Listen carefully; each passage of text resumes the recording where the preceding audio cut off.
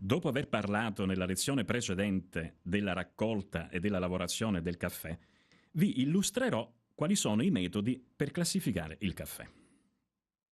Esistono due sistemi di classificazione, quello brasiliano e quello africano.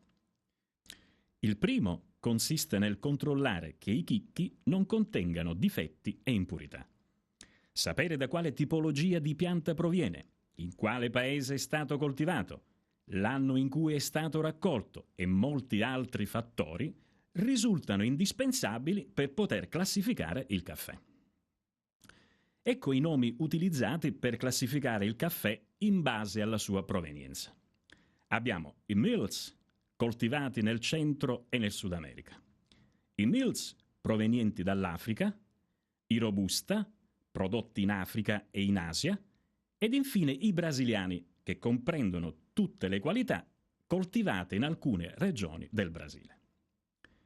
I nomi utilizzati invece per una classificazione a secondo del tipo di forma del chicco sono il flat bean a grana piatta, il bourbon, arabica di grana piatta leggermente arrotondata all'estremità, il peaberry o caracolito dalla grana piccola e rotondeggiante, presente sia nell'arabica e sia nella robusta, il maragogipe, grana piatta gigante con solco centrale irregolare, il robusta, grana con faccia anteriore convessa ed estremità arrotondate.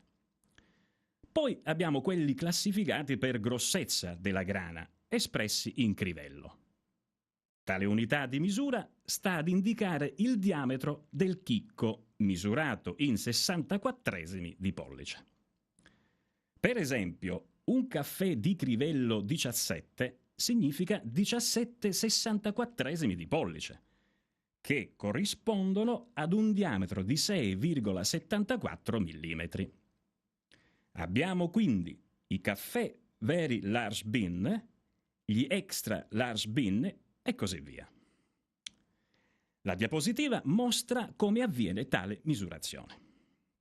I caffè classificati in base al periodo di raccolta sono il current crop, raccolto corrente, il new crop, nuovo raccolto, il past crop, raccolto passato, e l'old crop, vecchio raccolto. Ed infine abbiamo la classificazione per colore del chicco. Vediamo adesso in cosa consiste la classificazione etiopica. A differenza di quella brasiliana, i chicchi sono classificati per nome, ognuno dei quali contiene differenti caratteristiche. Queste tipologie di caffè sono solo prodotte in Etiopia.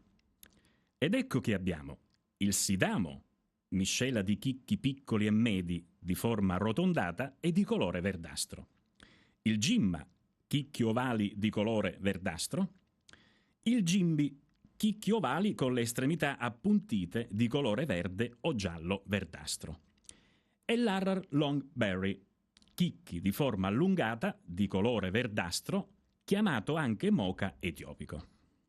È uno dei caffè più pregiati e richiesti nel mondo. Infine parliamo degli specialty coffee, che possiedono caratteristiche ben precise e pregiate. Dalla diapositiva è possibile vedere quali sono questi caffè speciali. Abbiamo il Kopi Luwak dell'isola di Giava in Indonesia, il più caro al mondo, il Blue Mountain della Giamaica, il Kona delle Hawaii, uno dei caffè più esclusivi al mondo, ed il Yauco Selecto di Porto Rico. Anche questa lezione è finita. Vi ricordo che cliccando alla vostra destra potete effettuare un test che riepiloga attraverso apposite domande gli argomenti trattati in questa lezione. Arrivederci e buon caffè a tutti.